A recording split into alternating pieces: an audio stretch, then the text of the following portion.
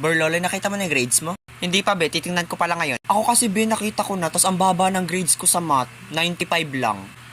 Lah, hala Turjang, grabe, ang baba nga. Pero mas mababa yung akin kasi 96 ako sa mathematics. Tapos 97 sa English. Grabe talaga yung mga prof natin ang mababa magbigay ng grades, diba? Talaga, Monica? Ako kasi, hindi ako nag-iintindi sa English, tas hindi rin ako pala sagot.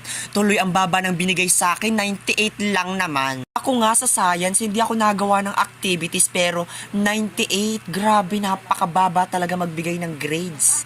Ako nga 82 lang eh. Ay be, mas matindi yung sa PE ko kasi nga, di ba lagi akong hinihika pag nag-PPE. Ang baba ng binigay sa akin ni sir, 99 lang naman. Ay Turjang, mas matindi yung sa akin kasi lagi ako nahihimatay sa PE, tas binigyan ako ng 99.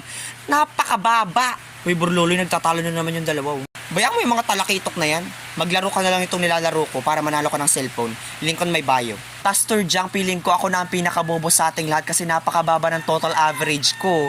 97, oh my god, feeling ko repeater ako. Ay hindi, Monica, mas bobo ako sa'yo kasi nga flat 97 yung average ko, grabe. Feeling ko nga madadrop out ako eh. Mababa ba yun? Ako nga 80 yung average ko, round off pa. Ikaw ba, Jingle? Wag mo akong kausapin. Repeater ako. Pero alam mo, Monica, feeling ko ikaw na yung first honor kasi nga pilingera ka. Hindi Turjang, feeling ko talaga ikaw yung first honor kasi nga nangunguna yung putok mo.